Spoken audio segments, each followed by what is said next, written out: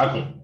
So today we are going to start with a very important topic of your syllabus, not only of your syllabus, but a very important topic of your life also.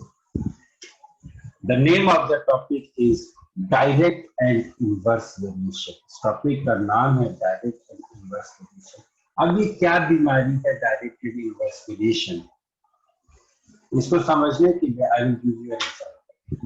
क्या होता था कि जब मैं छोटा था, when I was small, तो we used to I used to visit my ancestors place. ठीक है, तो वहां पे I had a relative. In fact I have a relative, नहीं मिलता.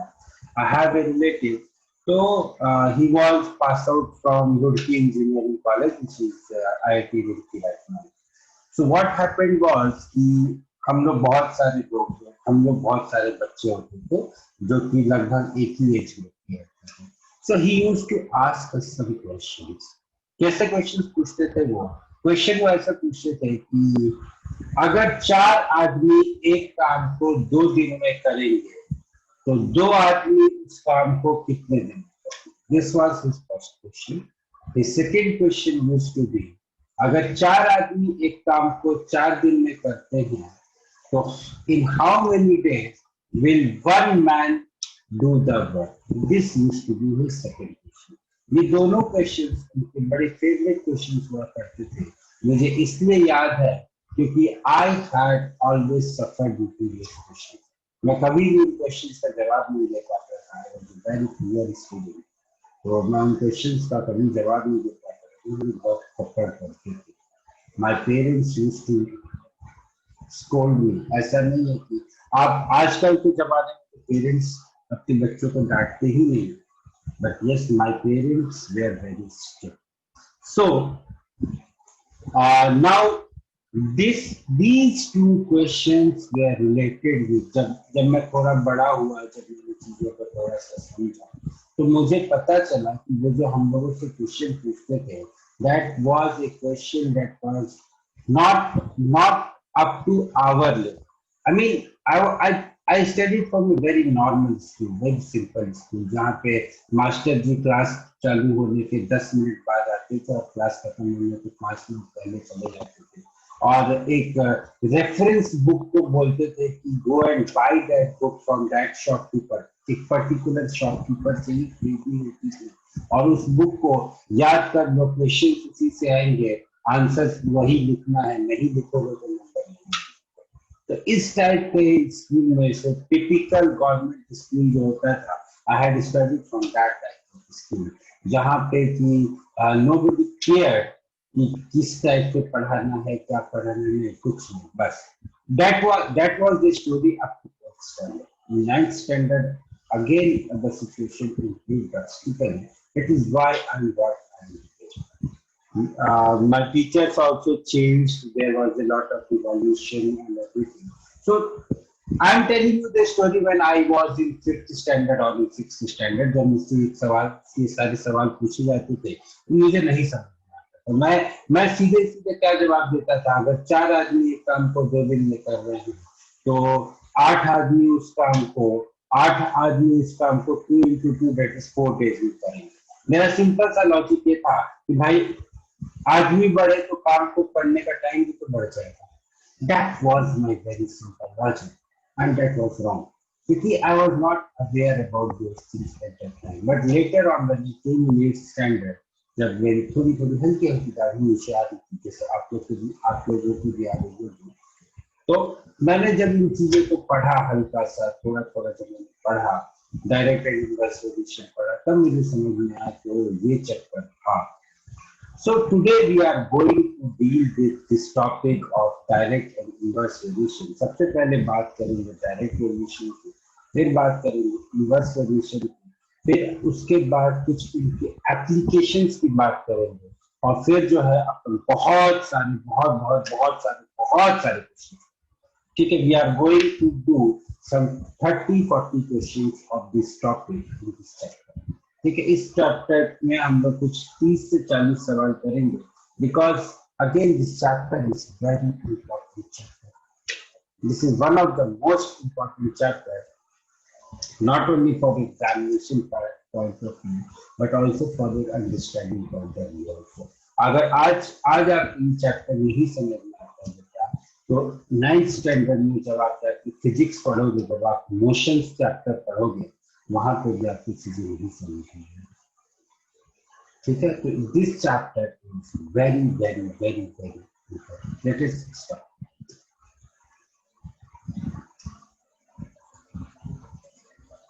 तो सबसे पहले कुछ वेरिएशंस की बात करते हैं।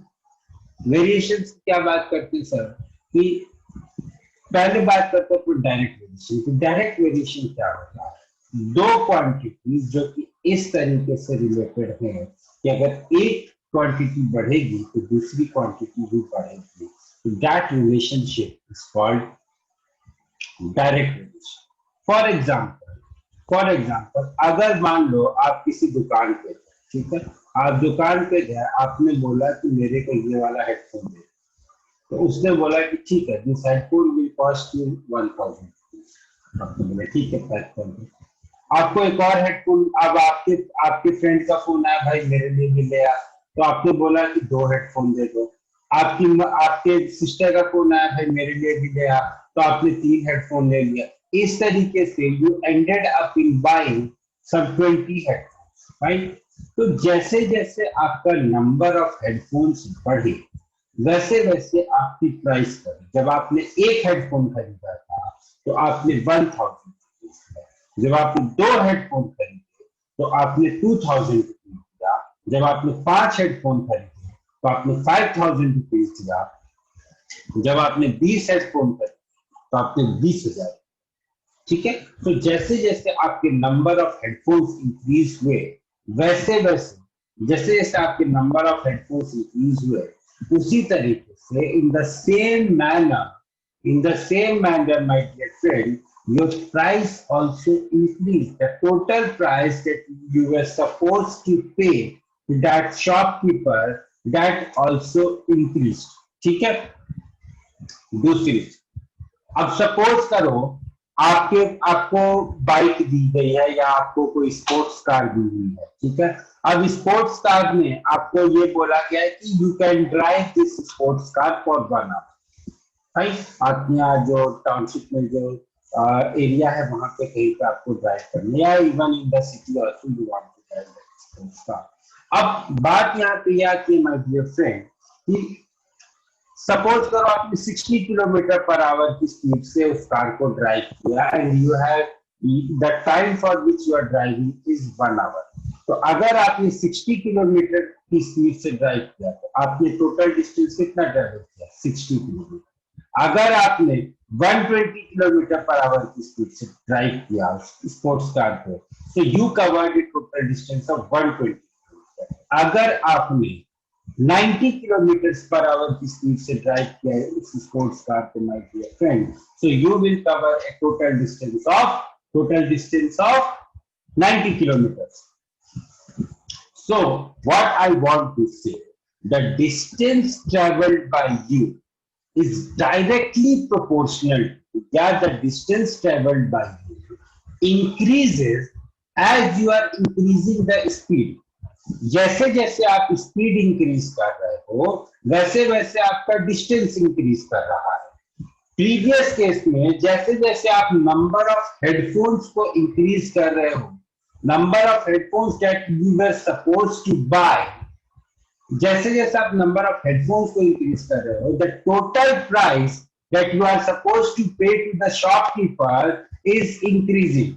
सो my dear friends, the idea behind this is, इस टाइप की चीजें, इस टाइप की क्वालिटी या इस टाइप का रिलेशनशिप, जहां पे एक क्वांटिटी को बढ़ाने या घटाने से दूसरी क्वांटिटी बढ़ती या घटती हो, उस टाइप के रिलेशनशिप को हम लोग डायरेक्ट वेरिएशन कहते हैं। किसको कहते हैं direct variation sir? A type of relationship, a type of equality in which if you are increasing or decreasing one quantity, the other quantity also increases or decreases this type of relationship, this type of variation is called direct variation. ठीक है, एक example और ले लो. Suppose करो मेरे को एक road बनाना है, तो इस रोड को बनाने के लिए मुझे 5 किलोमीटर लंबी सड़क बनानी है. ठीक, 5 किलोमीटर अगर मुझे लंबी सड़क बनानी है, तो मान लो मेरे को 1 किलोमीटर लंबी सड़क बनानी है. ठीक है, तो मैंने 1 किलोमीटर लंबी सड़क बनाने के लिए मुझे 10 दिन का टाइम लगेगा और मैंने 100 मजदूरों को या 10 मजदूरों को काम पे लगाया. Let us say I have employed 10 workers now, but my work is very fine. It is of the best quality. So the government is saying that okay, fine, we do one thing. आप इस पूरे के पूरे contract को आप ही ले दो. This whole stretch of 100 kilometers that will be constructed by you only. But the condition is, पहले अगर आपने 10 दिन में काम करने का नक्की किया था, तो अभी भी आपको अब आपको ये जो 100 किलोमीटर की सड़क है, इसको भी आपको 10 दिन में ही बनाना है. So here the time is constant. अब जब काम मेरा बढ़ गया तो मैं क्या करूंगा? I will employ more number of workers. पहले अगर मैंने 10 वर्कर्स को एम्प्लॉय किया था to construct 1 kilometre of road, so now I will now in order to construct 100 kilometers of road, I will employ 10 into 100, which is equal to 1000 workers, because my final time, the final time in which I had to finish the work, that is still the same. मुझे पूरा का पूरा काम अभी भी 10 दिन में ही complete करना है.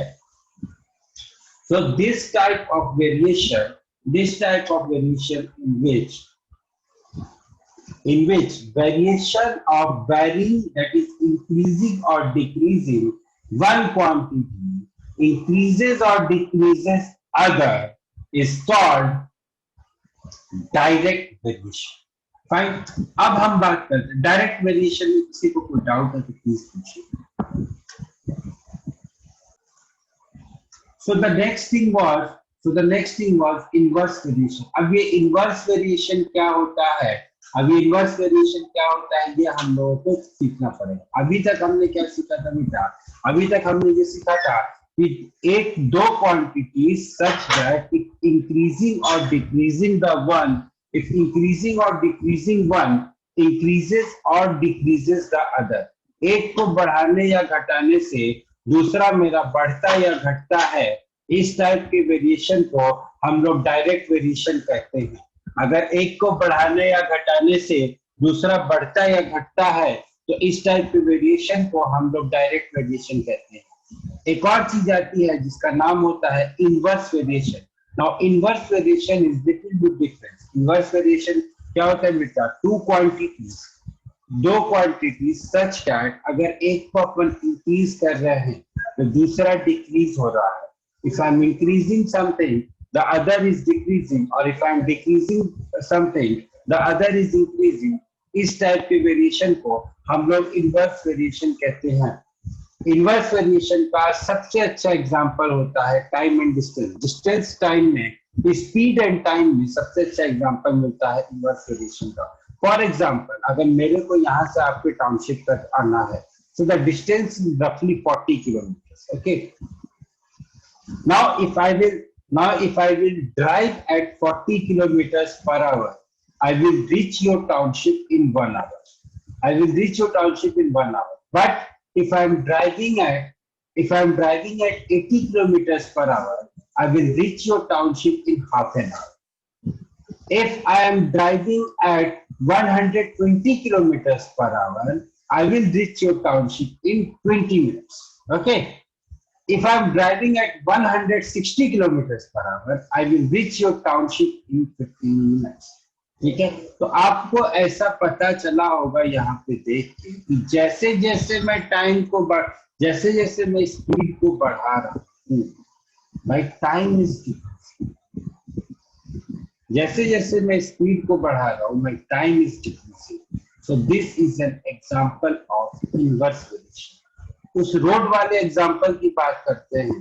1 किलोमीटर का रोड बनाना था मेरे को, मेरे पास 10 दिन थे, तो मैंने 5 लोगों को एम्प्लॉय किया. I hired 5 laborers to construct a road of 1 kilometer in 10 days. But now imagine if I receive an order that I have to finish my work in 5 days. In that case, what I will do? I will increase the number of laborers. क्योंकि काम तो मुझे 1 kilometre का ही करना है ना, तो मैं क्या करूंगा? मैं नंबर ऑफ लेबर्स को इंक्रीज करूंगा. एक प्रैक्टिकल एग्जांपल आप लोगों को बता दूं. सपोज करो मैंने आपको बोला कि बेटा 30th ऑफ अगस्त को direct and inverse variation chapter का टेस्ट होगा, and there are some 100 questions. और से आज कितना, आज Wednesday, Thursday, Friday, Saturday, okay, 4 दिन, ठीक है. There are some 100 questions and you guys have 4 days to finish the 100 questions. So on an average आपको 25 questions per day करना, ठीक है. ये मैंने आपको बताया. बट हमारा एक दोस्त से मनन, he didn't took me serious. वो जो है फर्स्ट 2 days तक उसने कुछ भी नहीं किया. अब क्या करना होगा उसे? अब उसे लास्ट के 2 दिन में 50 क्वेश्चंस, 100 क्वेश्चंस करने हैं. तो टाइम यहाँ पे डिक्रीज हो गया. पहले टाइम 4 दिन था, तो number of questions that he was supposed to do was 25, but now the time has decreased. Now the time is only 2 days. So the number of questions that he or she or anyone else will be supposed to do per day will increase to 50. तभी तो वो 2 दिन में 50 into 2, that is he will be able to solve 100 questions. Otherwise, how will he solve 100 questions? So this is an example of inverse variation. Or if I say, suppose I am saying that the test will be after 4 days and you have to solve 100 questions. So total number of questions that you are supposed to solve is 25 questions per day. But suppose due to any reason, the test cannot be held on Sunday. It gets postponed for another 16 days. So now the test will be held after 20 days. So your time has increased. So now when the time has increased, so number of questions that you are required to solve per day will now get reduced to 100 divided by 20, which is equal to 5 questions per day. I hope the example is clear to everyone. जो example मैंने direct inverse variation में लेके समझाया कि direct variation क्या होता है, inverse variation क्या होता है. आई होप ये एग्जाम्पल आप लोगों को समझ में आ गए होंगे. किसी को नहीं समझ में आया है कुछ तो प्लीज पूछ लो. दिस टाइम किसी को नहीं समझ, सिंपल सा क्वेश्चन है भाई. If a car is traveling 75 kilometers in 3 hours, 3 घंटे में 75 किलोमीटर ट्रेवल कर रही है, तो 5 घंटे में बता दो भाई कितना किलोमीटर ट्रेवल करेगी. सिंपल डायरेक्ट वेरिएशन का क्वेश्चन है. जैसे जैसे आप टाइम बढ़ाओगे, वैसे वैसे आपका डिस्टेंस ट्रेवल्ड इंक्रीज होता जाएगा. तो 3 घंटे में 75 किलोमीटर ट्रेवल कर रही है, तो 1 आवर में, 3 आवर में,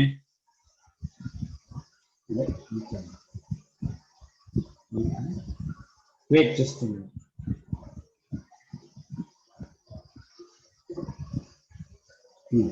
तीन घंटे में 75 किलोमीटर ट्रेवल कर रही है, तो 1 आवर में 75/3 किलोमीटर ट्रेवल करेगी. तो 5 घंटे में कितना ट्रेवल करेगी? 75/3 मल्टीप्लाइड बाय 5. अब ये आपको पता होना चाहिए बेटा कि 25 3 जो होता है वो 75 होता है. वैसे भी मैंने क्लास की स्टार्टिंग में भी बताया था कि 75 is a very sweet number. So this will be 75 into 5, which is nothing but 125. Which is nothing but 125. So 125 will be the correct answer of this question. Next question पे आने से पहले आ जाएंगे next question. चलो. The time allotted for this question is 2 minutes. Fast. Supposed to do this question. If the wage of 15 workers for 6 days is 9450, that means what? एक worker की एक दिन की salary 1 day wage will be equal to 9450 divided by 15 multiplied by 6। यहाँ आपको ये समझने की जरूरत है मेरे दोस्त कि this is the case of direct variation. Why this is the case of direct variation? क्योंकि नंबर ऑफ वर्कर्स अगर बढ़ेंगे तो हमारा वेज भी, वेज मतलब सैलरी, हमारी सैलरी इंक्रीज होगी। अगर नंबर ऑफ डेज बढ़ेंगे तो हमारी सैलरी इंक्रीज होगी। तो that is why I have said that this is a case of direct variation. तो अगर 15 लोगों की 6 दिन की इनकम 9450 है तो 15 लोगों की एक दिन की इनकम हो जाएगी 9450 डिवाइडेड बाई 6। ठीक है, और उसके बाद एक आदमी की एक दिन की इनकम हो जाएगी 9450 divided by 15 multiplied whole divided by 6। इसको जब आप सॉल्व करोगे तो you will get the result as 105। अब मुझे क्या निकालना है? Wage of 19 workers for 5 days. Now wage of 19 workers for 5 days will be equal to 105 multiplied by 19 multiplied by 5, which is nothing but how much? कितना है answer? कितना था answer?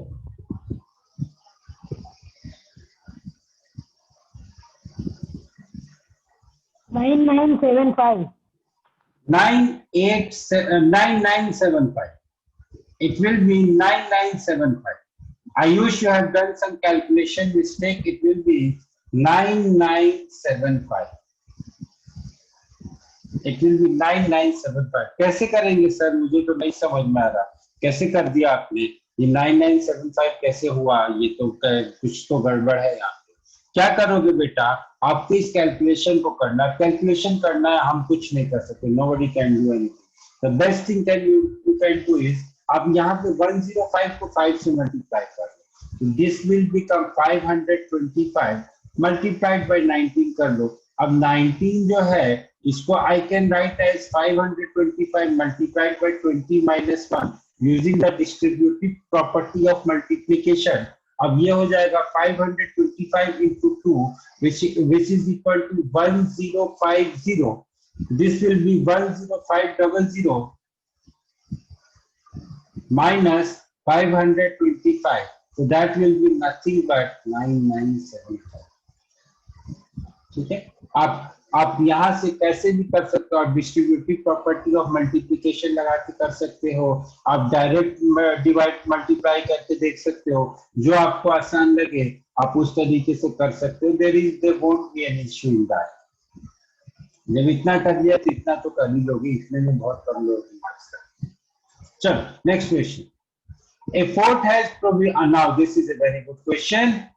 I will give you 3 minutes to solve this question and perhaps this will be the last question of the day, क्योंकि इस question को complete करने के बाद हमारे पास टाइम नहीं रहेगा।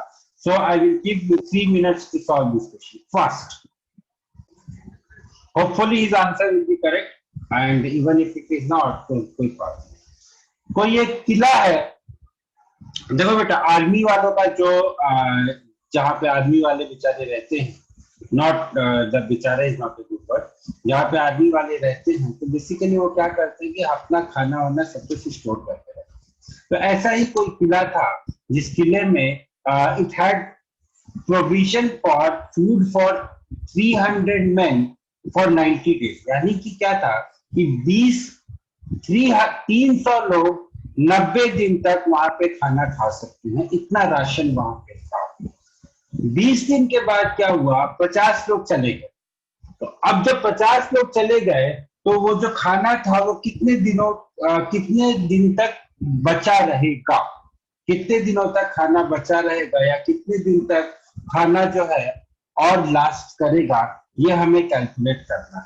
तो अब देखो, सबसे पहले अपन क्या करेंगे, टोटल फूड निकाल कि उस किले में उस जगह पे टोटल फूड कितना था। तो देखो 300 लोग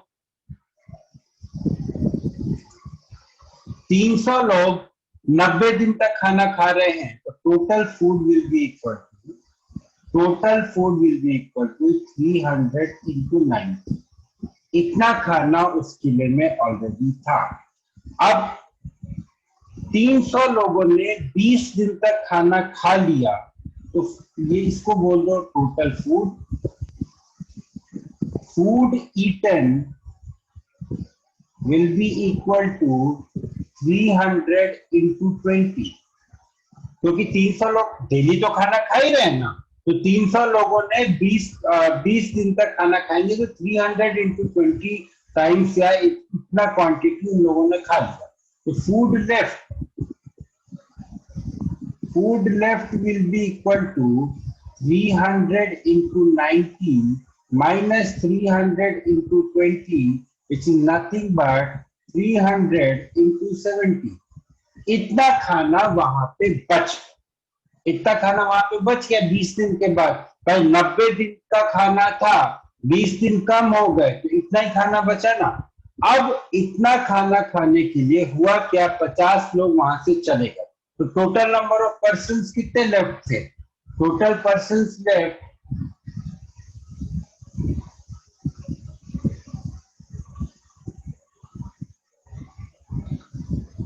ये हो गए 250, क्योंकि 50 लोग तो वहां से जा चुके हैं, तो टोटल पर्सन यहाँ पे लेफ्ट नहीं, यहाँ पे remaining will be a correct word. Total person remaining will be equal to 250। अब ये जो 250 लोग हैं, ये वाला पूरा का पूरा खाना खाएंगे, तो total days will be equal to 300 multiplied by 70 divided by 250। 0 से 0 कटा, ये 6 हो गया, ये 5 हो गया, ये 14 हो गया। So the answer will be 14 into 6, which is nothing but 84, So now the food will last for 84 more days। Question में पूछा है how long would the food last, so the food will last for 84 more days. ठीक है, समझ में आया? और total time जितने दिन तक हमारा खाना बचा, that was 84 plus 20, which is equal to 104। Adi, what mistake you have done is, my dear friend, कि आपसे पूछा how long would the food last, तो आपको ये नंबर ऑफ डेज बताने। ठीक है, जो फाइनल आंसर आपका आया था 84, आपने क्या किया, 84 प्लस 20 करके आपके 104 आंसर दे दिया, बट आपको 104 नहीं बोलना था, आपको बोलना था कि the food will last for 84 more days। I hope you understood what mistake you had committed, right? So this is how you were supposed to solve this question। Total food जो था वहां पे वो 300 into 20 था। 20 दिन में 300 into 20 food in लोगों ने खा लिया, तो जो खाना बचा वो बच गया 300 into 70। इस खाने को 250 लोग खा रहे हैं, so your total number of days will be 300 into 70 divided by 250, which is equal to 84। So your food will last for 84 more days। ठीक है, अब यहाँ पे इस क्वेश्चन में एक वेरिएशन ये हो सकता है कि आपको मान लो क्वेश्चन इस तरीके से देता कि after 20 days 50 more persons have come या 100 more persons have come, तब आप क्या करते? बेटा तब कुछ नहीं करते। यहाँ पे जैसे मान लो 50 more persons have come होता, तो यहाँ पे 350 हो जाता। अगर मान लो 100 more persons have arrived, यहाँ पे 400 हो जाता। जैसा देश वैसा भेष, जैसा क्वेश्चन वैसा सोल्यूशन। कितना याद करोगे यार, छोटा सा दिमाग होता है। पता है आपका जो ये जो दिमाग होता है, ये जो मस्तिष्क होता है, जिसको अपन ब्रेन बोलते हैं, इस ब्रेन में बहुत सारी छोटी बड़ी बहुत सारे सेल्स, टिश्यू, बहुत सारी चीजें, वहां पे कहीं पे आपके छोटा सा पोर्शन होता है जिसको अपन पढ़ने लिखने की क्षमता बोलते हैं। Although don't verify these facts with your biology sir, but एक जो मेरे को समझ में आता है एज मैथमेटिक्स टीचर, वो मैं आपको बताता हूँ। तो एक छोटा सा प्लेस होता है, वो एक होता है मेरे सिर में मेरे एक बाल की लेंथ के बराबर, उतना छोटा सा होता है, तो उसको अपन बोलते हैं पढ़ने लिखने की स्पेस। अब उस पढ़ने लिखने की स्पेस में, उतनी ही पढ़ने लिखने की स्पेस में कोई पीएचडी कर लेता है, कोई साइंटिस्ट बन जाता है, कोई कुछ बन जाता है, कोई कुछ बन जाता है। तो बेटा अगर इन चीजों में आप गार्बेज भरते जाओगे, कहाँ से साइंटिस्ट बनोगे या कहाँ से पीएचडी करोगे? अगर आप फॉर्मूला याद करते जाओगे कि ओ ये तो डायरेक्ट वेरिएशन है, इसमें डिवाइड करेंगे, अच्छा ये तो इनडायरेक्ट वेरिएशन है, इसमें मल्टीप्लाई करेंगे, this I call it as garbage. अगर आपको ये चीजें समझ में आ गई, हाँ डायरेक्ट वेरिएशन है, अप्लाई दिस, हाँ ये इनवर्स वेरिएशन है, I apply this, so that is called the application of concepts. So concept building पे focus करो my friends, questions चुटकी बजा के सॉल्व होंगे, क्वेश्चंस चुटकी बजा के सॉल्व होंगे अगर आप कुछ कंसेप्ट बिल्डिंग पे फोकस करोगे। याद करने पे फोकस करोगे तो सोच लोगे, नहीं याद होता। और 75% वाला मंत्र हमेशा याद रखो, minimum 75% you have to score. जहां जब जिस प्लेटफॉर्म पे अगर आपको 75% मिनिमम नहीं आ रहा है, I am telling the word minimum, तो घर जाके ये मत बोलना कि सर ने तो सिर्फ मिनिमम, सर ने तो 75% स्कोर करने के लिए बोला, मैं नहीं पढ़ूंगा। मैंने मिनिमम 75 बोला। If you are getting minimum 75 in every walk of your life, my dear friends, nobody can stop you from becoming superstar in this country. And when I talk superstar, I'm not talking about Amitabh Bachchan or Rohit Sharma or Mukesh Ambani or Anil Ambani. I'm talking about the real stars. Superstar, मैं superstar मानता हूँ the chief of state, जिन्होंने मंगलयान को develop किया। I call that person is superstar. I call those doctors as superstar who was working day and night and trying to develop the vaccine for this COVID. I call them the superstar. Okay, उस type का superstar बनने से आपको रोक नहीं सकते। ठीक है my dear friends, so this was all about today। आप लोगों की क्लास में